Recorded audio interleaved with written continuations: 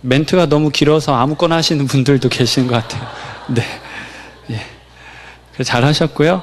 정말로, 만만치 않은 삶의 자리에서 믿음 지키고 또 이렇게 버티시고 힘있게 살아가시느라고 고생 많으셨습니다. 계속 비가 이렇게 내리고 장마가 시작됐다고 얘기하는데요. 어김없이 그 장마 이렇게 찾아오잖아요. 그런데 그 결과가 어떠하든지 만일의 사태에 대비하라고 기상청이나 이런 뉴스에서 계속 예보를 합니다. 그런데 뉴스 보셔서 아시겠지만 이 장맛비가 엄습하니까 축대나 도로가 막 붕괴된 사고가 여기저기서 막 발생합니다. 근데 그게 매년 반복되고 있습니다. 혹시 싱크홀 들어보셨어요?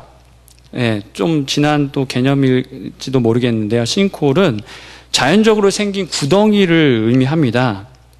땅 속에 이렇게 여러 가지 원인으로 인해서 균열이 생긴 그 지층이 있는데 그 공간에 물이 이렇게 있어요. 지하수가 거기 가득한데 그 지하수가 이렇게 빠져나가면서 갑자기 땅이 푹 꺼지게 되는 거죠. 그런데 이 현상은요, 자연계에서 이루어지는 그 흐름으로서만 말할 수는 없고 사람들 스스로가 자기 욕망에 사로잡혀 만들어낸 재해이기도 합니다. 거침없는 도시개발, 땅에 파이프를 박아서 지하수를 마구 뽑아내는 일, 모래가 많은 지표층에 건물을 지은 것도 모자라서 대충 짓는 거 많이 들어보셨잖아요. 10mm 철근 들어가야 되는데 5mm 들어가고 이것저것 재료 다른 거 싼 거 섞고 그러면 결과는 뻔합니다. 땅이 분노하죠. 땅이 입을 벌려서 이 사람들의 생명을 순식간에 집어삼킵니다. 그럼 우리의 신앙, 이 이야기 한번 연결해 보시죠. 개인과 우리의 공동체, 교회는 이런 영적 싱크홀로부터 안전합니까? 예보와 같은 하나님의 말씀이 선포되고 징조를 보여주심에 우리는 어떻게 반응하고 있습니까? 우리 신앙과 삶 저 깊은 곳엔 은혜가 탄탄하게 자리하고 있습니까? 아니면 전부 소실되었나요? 마태복음 5장, 6장, 7장에는 예수님의 산상보훈 이 내용이 나타나 있는데요. 처음에 복 있는 사람은 이렇게 시작이 되죠. 이 복 있는 사람에 대한 말씀을 시작으로 이 산상수훈의 물기를 내시고요. 그리고 오늘 본문이 담겨있는 7장, 이 마지막 7장에서는 말씀대로 행하는 지혜로운 사람의 모습을 보여주심으로 이 산상수훈을 마무리 지으십니다. 눈으로 한번 이렇게 가볍게 한번 살펴보시면 좋을 것 같아요. 13절 보시면 거기 제목도 이렇게 달린 성경 있잖아요. 좁은 문 이렇게 나와 있고요. 좁은 문에 관한 그런 13절부터 내용이 있고 그 다음에 15절 이하에서는 그가 맺은 열매로 그의 진위 여부, 삶의 과정, 신앙의 내용을 알게 될 것이라는 그 말씀들을 쭉 하시게 되죠. 그리고 우리가 함께 읽은 24절 이하의 본문을 살피면 주님은 두 종류의 양상을 이렇게 보여주시면서 우리에게 믿음의 선택과 결단을 강력히 촉구하고 계십니다. 우리 주님께서는요, 말씀으로 살고자 하는 사람이 만나게 되는 거친 현실을 모르시지 않습니다. 그렇기 때문에 우리 주님은 저와 여러분의 신앙과 삶이 무너지지 않고 견고히 서기를 간절한 마음으로 바라십니다. 할렐루야. 그런데 한편으로는 그 마지막을 이렇게 선명하게 보여주었음에도 때론 고집 피우고 때론 게을러서 무너질 게 보이는 그 모습으로 인해서 우리 주님은 또 안타까워 하십니다. 우리 시선을 또 살짝 돌려서요, 예수님께서 이 산상수훈을 마치신 바로 직후에 무리들의 반응이 어떠하였는지 한번 보겠습니다. 28절, 29절인데요. 제가 한번 읽어드릴게요. 예수께서 이 말씀을 마치심에 무리들이 그의 가르치심에 놀라니 이는 그 가르치신 것이 권위 있는 자와 같고 그들의 서기관들과 같지 아니함일러라. 무리들의 반응이 지금 어떠합니까? 예수님이 산상 그 수훈을 쫙 말씀해 주셨는데 무리들이 딱 그 말씀 받고 이렇게 놀랍니다. 그런데 그 놀라는데 누구와 지금 비교하고 있죠?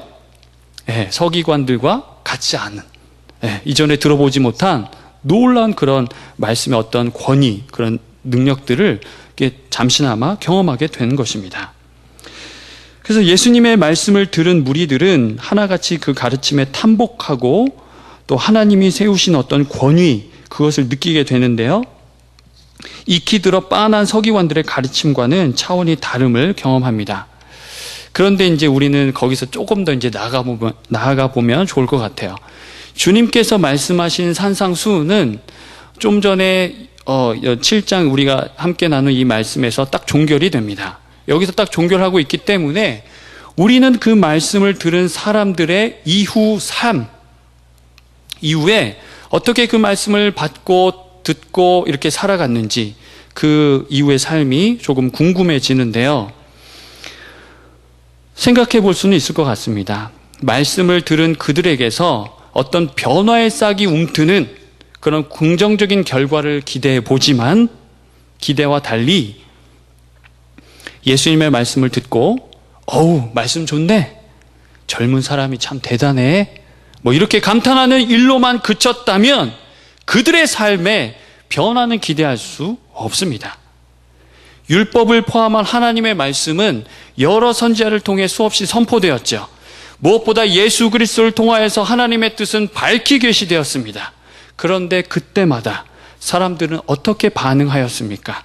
최후로 하나님의 아들이 와서 아버지의 뜻을 전하였을 때 무리들은 어떠한 방식으로 응답하였습니까? 말씀 듣기를 싫어하였죠. 거부하였습니다. 그리고 자기 마음이 원하고 기뻐하는 길을 따랐습니다. 한편 그나마 좀 말씀을 들었다고 하는 사람들은 말씀 들을 때 뭔가 찔림을 느낍니다. 생각이 새롭게 전환이 됩니다. 뭔가 자기에게 일어날 변화를 기대해 보기도 하지만 딱 거기까지만입니다. 말씀에 대한 구체적인 응답은 없이 자기 내면만을 겨우 케어하는 용도로서 말씀을 도구로 전락시키는 그런 일들을 범합니다. 말씀을 듣고 묵상하는 것은 좋은 것이고 필요합니다. 그런데 삶에 적용이 없으면 마치 가지만 무성한 나무와 같습니다. 말만 많아지고 우리 하나님께 드릴 열매, 이웃과 나눌 열매는 없는 것이죠. 또 이런 앞선 이들과 달리 자신이 직면하고 있는 현실 가운데서 어떻게 말씀을 따르며 살아가야 할지 고민하는 이들도 분명히 있었습니다. 때론 충돌을 경험하지요. 처절한 아픔을 느낍니다. 환희에 찬 기쁨을 맛보고 누리며 그렇게 말씀으로 세워져 가는 사람도 분명히 존재하였다, 안 하였다? 존재하였던 것입니다. 하였습니다. 이제 저와 여러분도 결정해야 됩니다. 하나님의 말씀을 따라 살 것인가? 아니면 그냥 본래 익숙하고 편한 자기 방식으로 대략 타협하며 살 것인가? 이미 결정하였다면, 힘들고 어렵지만, 여기서 결정은 하나님의 말씀대로 따라가기로 한 결정입니다. 결정하였다면 힘들고 어렵지만 성령님의 도우심을 구하면서 근성 있게 그것들을 지속해야 하겠습니다. 물론 바깥으로 표출되는 신앙이 전부는 아닙니다. 예수님께서 말씀하신 내용의 의미는 이제 그만 하나님의 뜻을 구한다는 명목으로 자리에 눌러 앉아서 주여 주여 하지 말고 들은 말씀대로 행하라는 것입니다. 말씀대로 행하되 주님의 일을 주님의 이름으로 행한다고 하면서 자기 이름을 내놓지 말라는 말씀도, 그 내용도 담겨 있습니다. 그래서 우리가 읽진 않았지만 그 23절에 한번 보시겠어요? 23절에 보시면 나는 너희를 도무지 알지 못한다. 불법을 행하는 자들아 내게서 물러가라. 이렇게 이야기하십니다. 말씀하십니다. 그리고 24절부터 27절까지 말씀 우리가 함께 읽었는데요. 이 말씀을 보면 예수님께서는 두 사람의 인생에 대해서 예고를 하십니다. 두 사람은요, 각각 나름대로 자기가 살 집을 건축했습니다. 얼마나 뿌듯해하며 좋아했을까요? 그런데 이게 웬일입니까? 느닷없이 비가 내리고 홍수가 나며 바람이 거세게 불어닥쳐서 그들이 세운 집에 들이치는 것입니다. 한 사람에게만 아니라 두 사람에게 동시 이렇게 불어닥칩니다. 그들의 집은 어떠하였을까요? 괜찮았을까요? 안타깝게도 한 사람의 집만 무사하였고요. 다른 사람의 집은 심하게 붕괴되었습니다. 어떠한 차이로 이러한 결과가 나타났을까요? 한 사람은 집을 세울 때 그 기반을 반석 위에 두었고 다른 사람은 그 기반을 모래 위에 두었던 것입니다. 너무나 당연한 거 아닙니까? 자기가 살 집을 건축하는데 자기가 살 집이에요. 살 집을 건축하는데 단단한 집안은 아주 기본적인 내용이잖아요. 아주 필수적인 요소이잖아요. 진리잖아요. 진리. 네. 단단한 집안에다가 집을 세우는 것, 자기가 살 집, 이렇게 세우는 진리인데 결과는 이렇게 달라요. 우리 주님께서는 반석 위에 집을 세워야 한다는 사실을 알고 있음에도 어찌하여 모래 위에 집을 세워놓고 그것을 좋다고 괜찮다고 하는 것이냐? 이렇게 말씀하십니다. 진리가 무엇인지 이미 명확하게 드러났고 또 하나 알지 않느냐? 비진리, 무진리, 세상 가치 위에 자기를 세우는 그런 어리석은 일을 이제 중단하라. 주님께서 말씀하십니다. 집을 세워가매, 그리고 또 하나는 집을 세워가매 그것을 붕괴하려 위협하며 흔들어 놓는 세력이 분명히 있음을, 또 그 강도와 의지는 만만치 않음을 우리 주님도 아십니다. 그러하기 때문에 주님께서는 저와 여러분을 그리스도의 온전한 사람으로 건강한 교회로 세우시길 원하십니다. 또 지금도 세워가고 계십니다. 능력의 팔을 펼치셔서 여기 계신 우리 강사족 한 분 한 분을 도우시며 용기를 주시며 능력을 주십니다. 예수님의 동생인 야고보는 주님의 마음을 이렇게 전하지요. 너희는 말씀을 행하는 자가 되고 듣기만 하여 자신을 속이는 자가 되지 말라. 또한 우리 주님은 말씀하십니다. 반석 위에 집을 짓는 사람은 지혜로운 사람이다. 지혜로운 사람은 나의 말을 듣고 행하는 사람이다. 기도하겠습니다.